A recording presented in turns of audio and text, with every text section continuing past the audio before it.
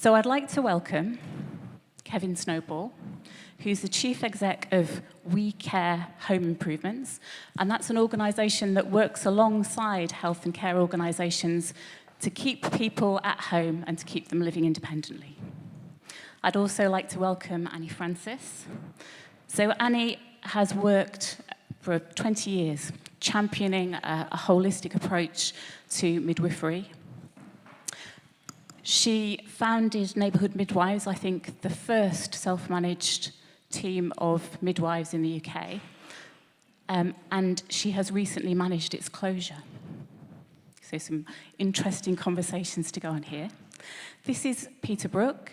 So Peter holds the space for Buurtzorg teams that are emerging within health organisations in Kent. And this is Matt Bell, who has led organisations that have been moving towards self-management and currently is a system leader in Plymouth who are implementing all sorts of new and radical approaches. So for those of you who haven't been part of a fishbowl before, what we're going to imagine is that these four people are in a pub or in a cafe, and we're going to drop in, we're going to eavesdrop into their conversation. Now, we're a little bit short on time today. So normally what happens is the conversation flows out into the audience and then back into the fishbowl. We're a bit short on time, so we're going to try a tech solution to this, which is Slido.com. So if you haven't found it already, there is free Wi-Fi available, and you can upload your thoughts and your questions into this new amazing tech solution. And we'll make that available to you this afternoon as we move into the Action Cafe. So, just to set the scene for this conversation. Nobody has all the answers. This is about co-creating the solutions and what works now.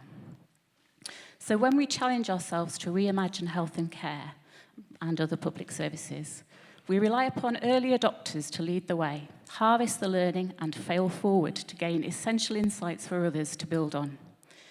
In transforming the systems and the services, we also transform ourselves. As radical leaders and learners, I would invite you to share with each other your experiences of leading and learning in this way.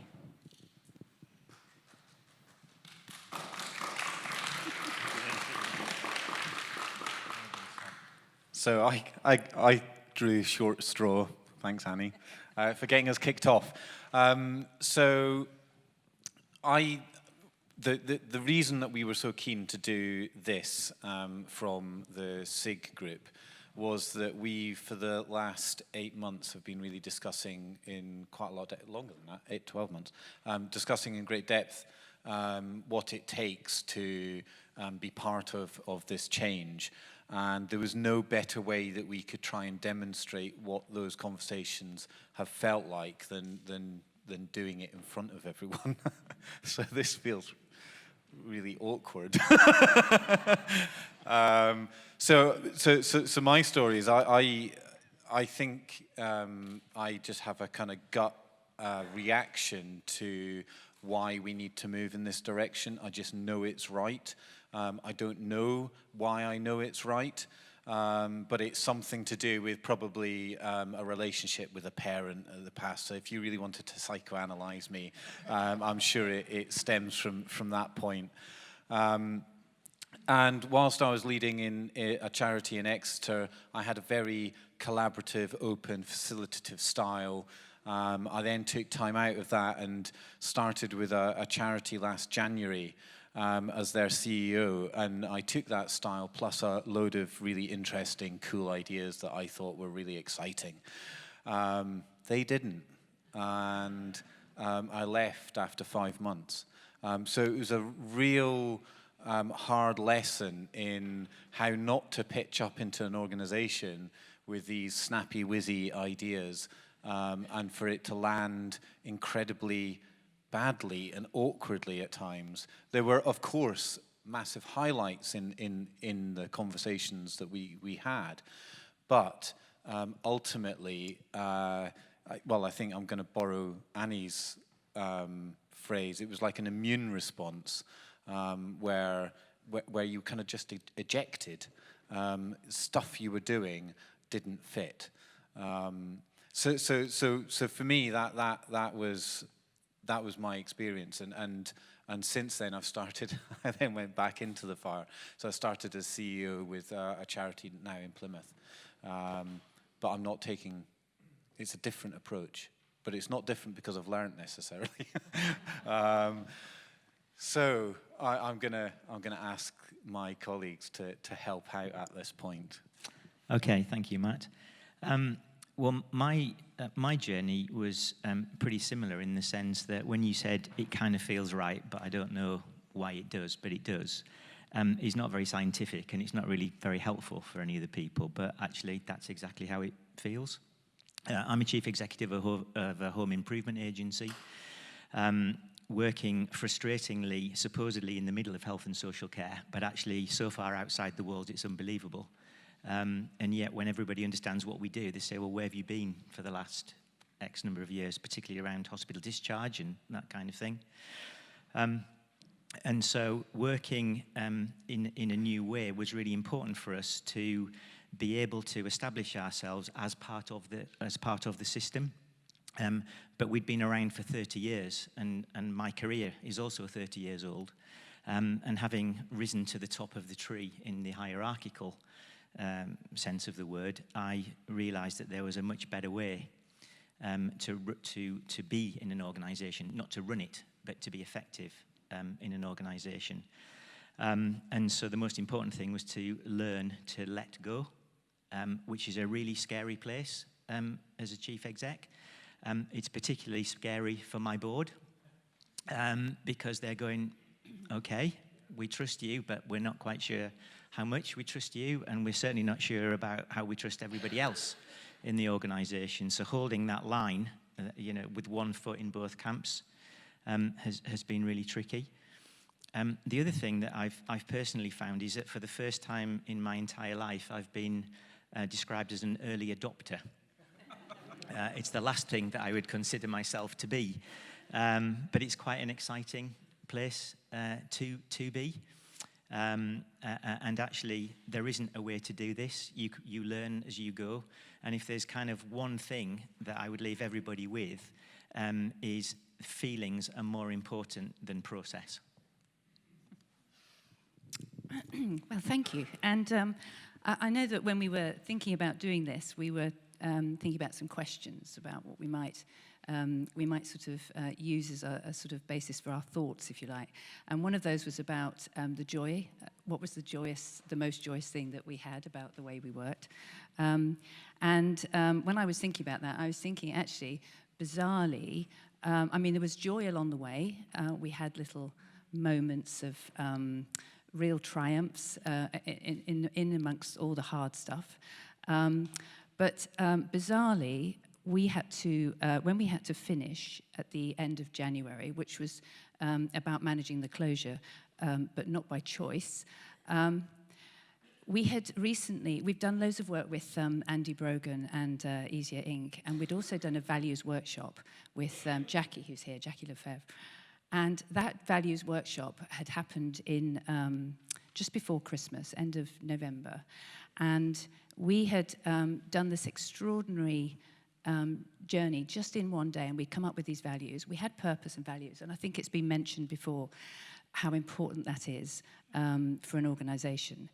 And our values were really amazingly well aligned, and all the midwives felt very strongly that we'd captured correctly those values.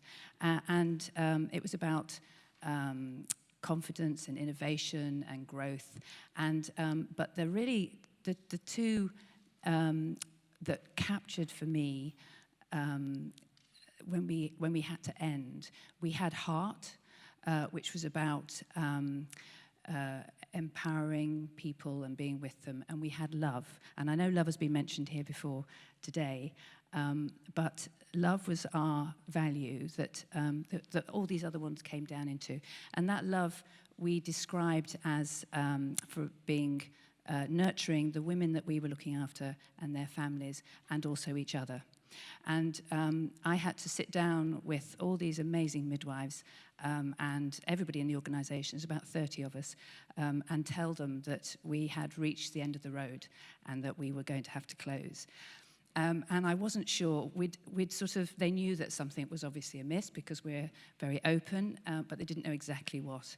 And so I took a lot of time to try and explain in detail the reasons why, and then stopped and paused, and I asked, obviously, for questions, and everybody was very distressed.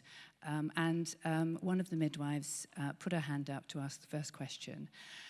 And I was ready for any number of things. And her first question was, what about the women? What about the women that we're looking after?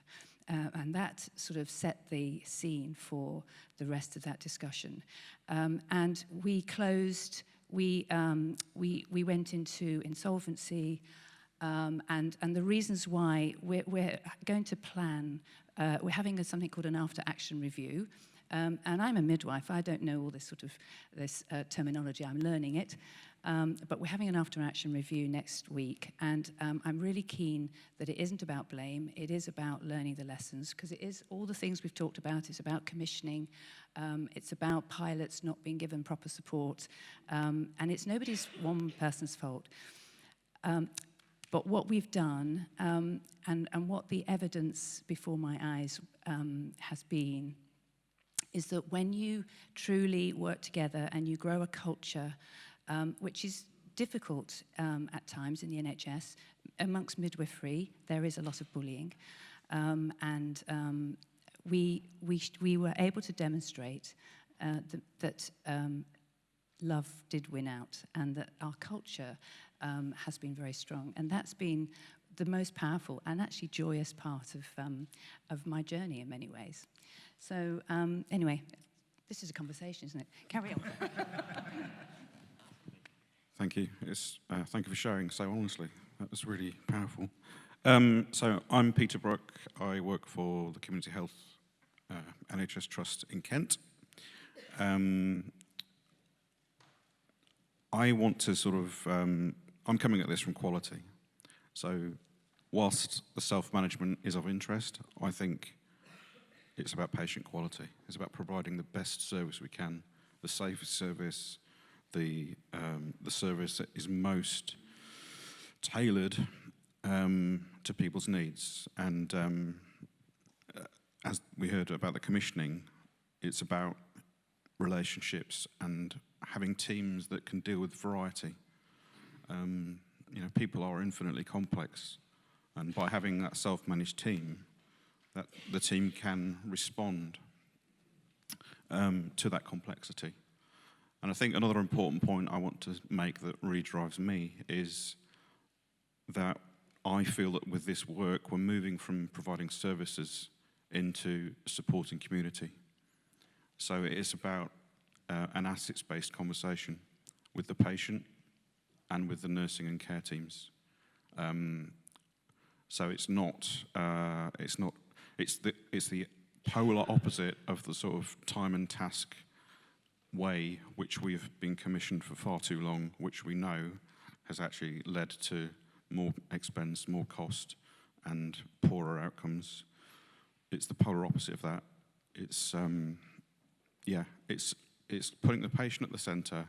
What assets, what strengths has that patient got? What assets in the friendship group and in the informal networks has that patient got? How can they all be deployed to support better care?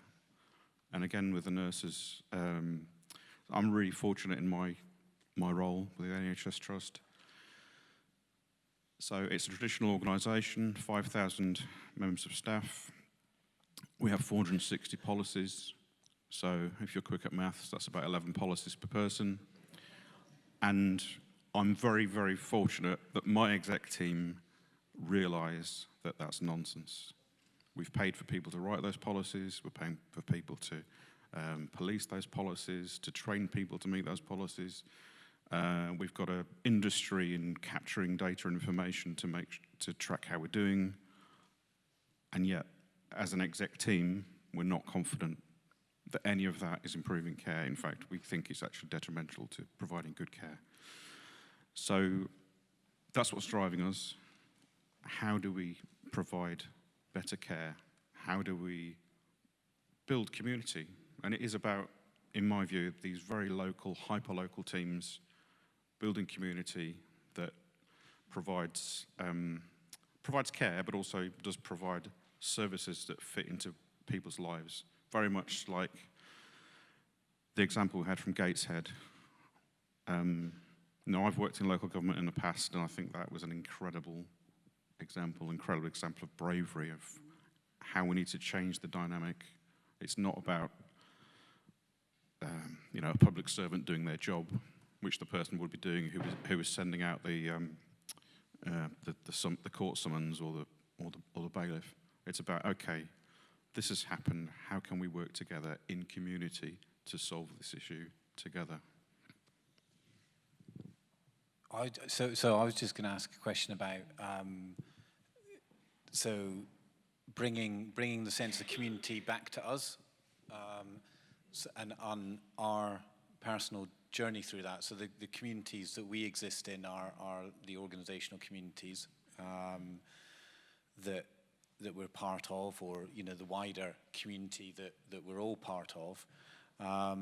Because for me, it all comes back down to my role in that. What is it that I'm doing? What conversations am I having? How am I having those conversations?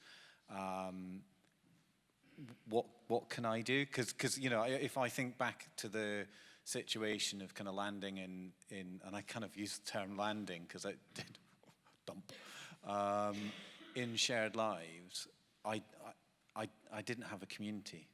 I had a community outside Shared Lives that gave me the momentum for my thinking, but I didn't take time to build that community inside Shared Lives.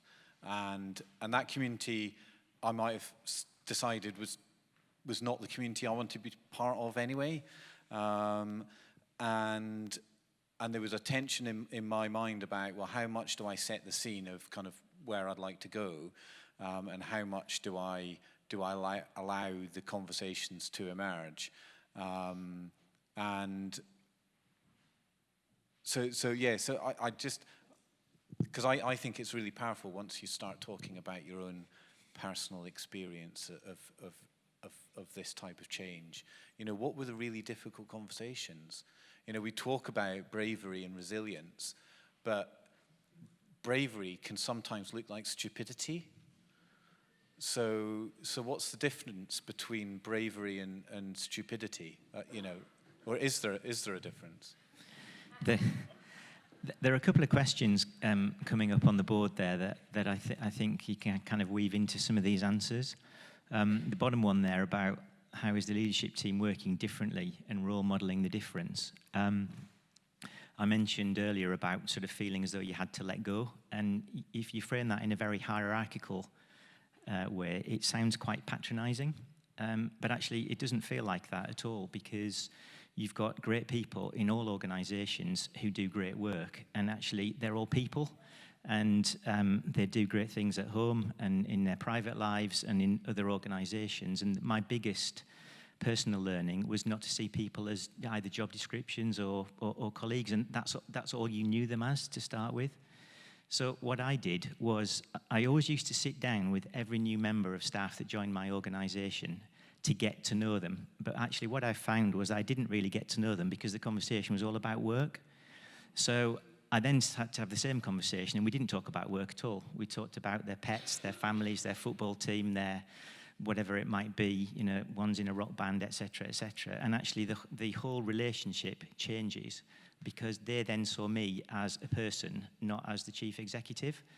That was the first thing that I did. And actually everybody else does that, and it deepens relationships. And the bit that I'm really worried about is people look at this and go, oh, it's all very fluffy. It's all about feelings. We've mentioned the word love. That's a really weird word to use in the workplace, but actually it's about deepening relationships.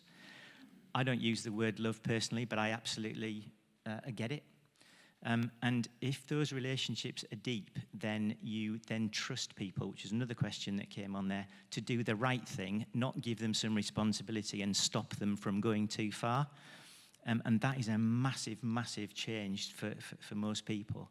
So my personal joys, to reflect your word, Annie, again sounds patronising, and it's not meant to be, because people are really good at doing stuff and actually giving people the space to organise things for themselves and collaborate and get rid of their own silos, rather than me, as a member of the leadership team, restructuring the organisation like this, has unleashed a whole power within the organisation, which is really, really invigorating. Do they get everything right? No. Did I get everything right? No. But the collective wisdom is much better than consolidating it in a few people. And the other bit about trust that's really, really important is, if you want to give people that opportunity, you've got to let them make mistakes. And then learn from those mistakes, not jump on top of them.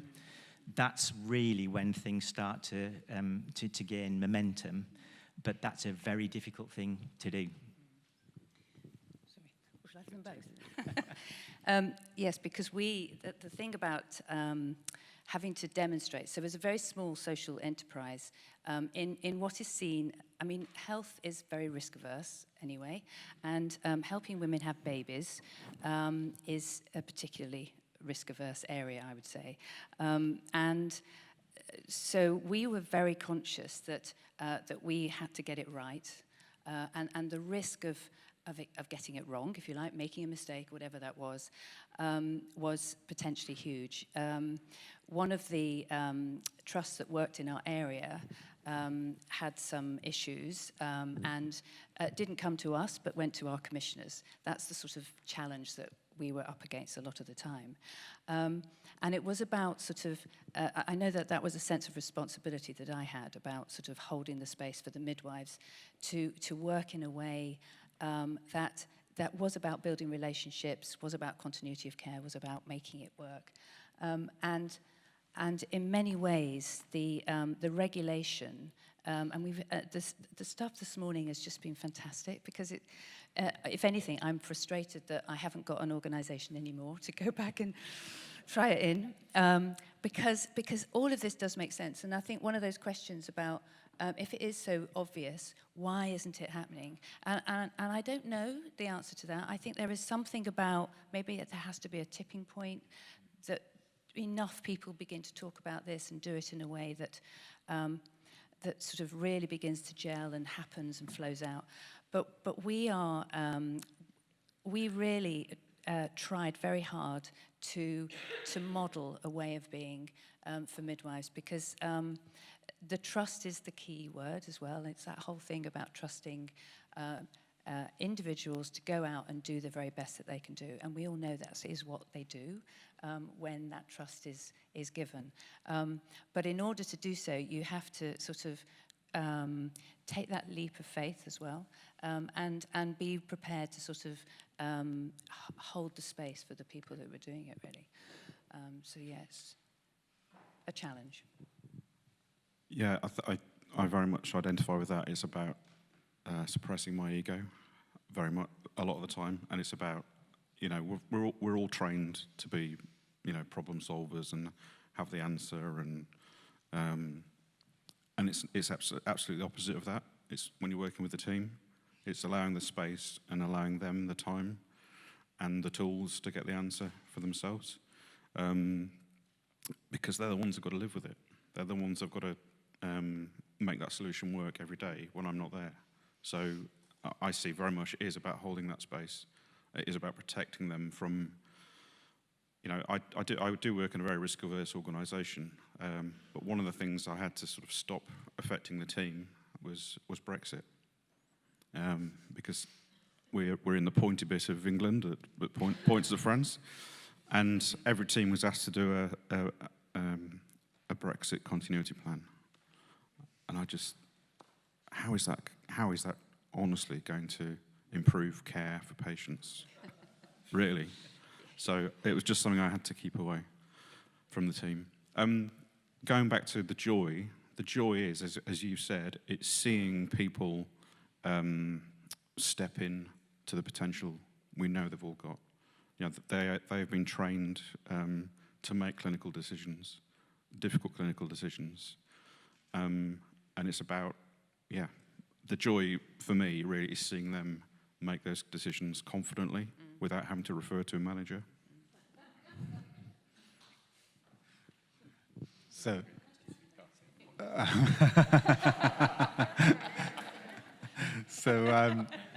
I've got two experiences. Let's not go to Brexit. I've got two experiences that I think highlight the difference for me, and it's about me as a parent. So one of my triggers is being on time.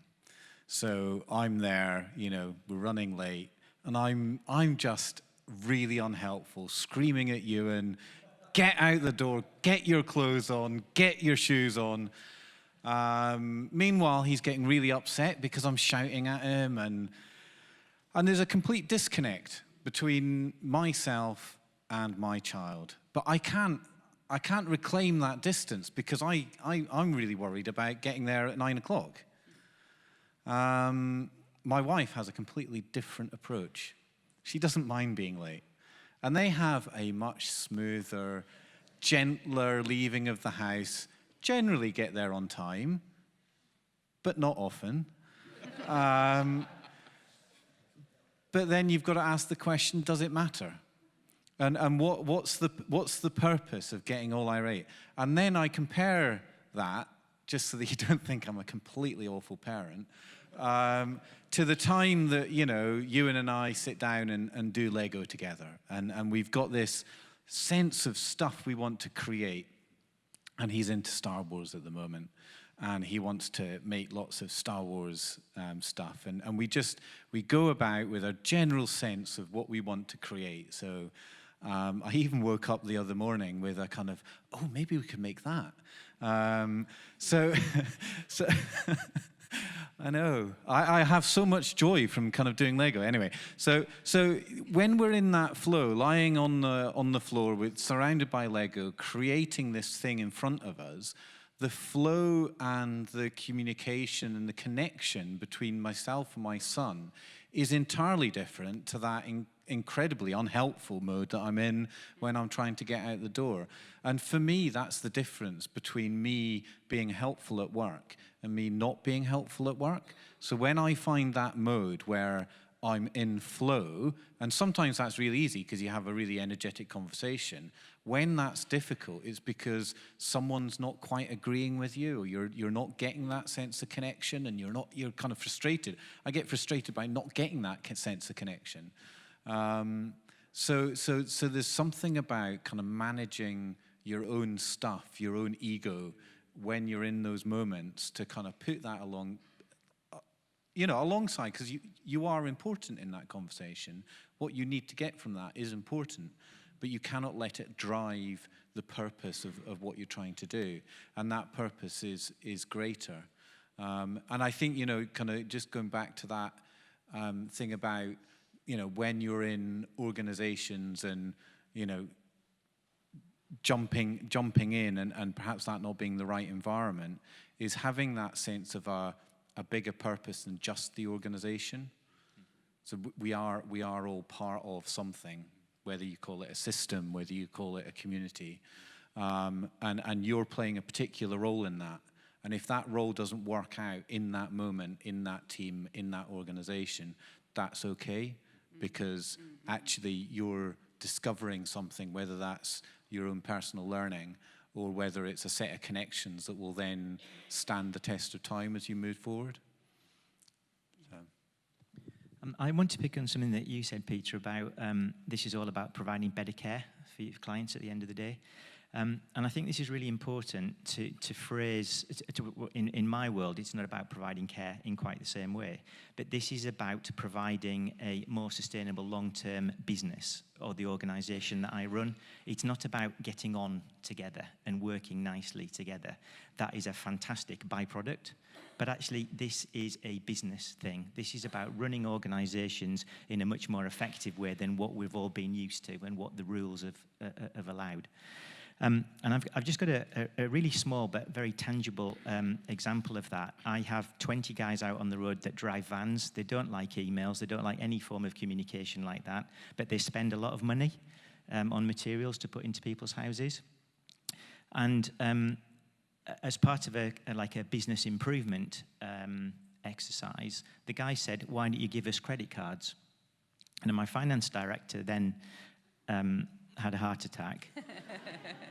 And then they thought about it and thought of all the work that was going into actually processing all of these invoices, petty cash in the vans, all the security. We had come up with goodness knows how many policies for all that kind of stuff, but it was nice and safe. The Audit and Finance Committee were delighted with the processes that we had. Why don't we give them more credit cards? So they thought about it for a bit, and the Finance Department said, yeah, okay, but we need to have a policy. So they went and got a policy, brought it to me, and it was 7 pages of a credit card policy. So given that we were in self-organising, I couldn't say, no, we're not going to do it like that. I said, well, maybe think about a different way of phrasing it that says what they can be used for, rather than 7 pages of what they can't be used for.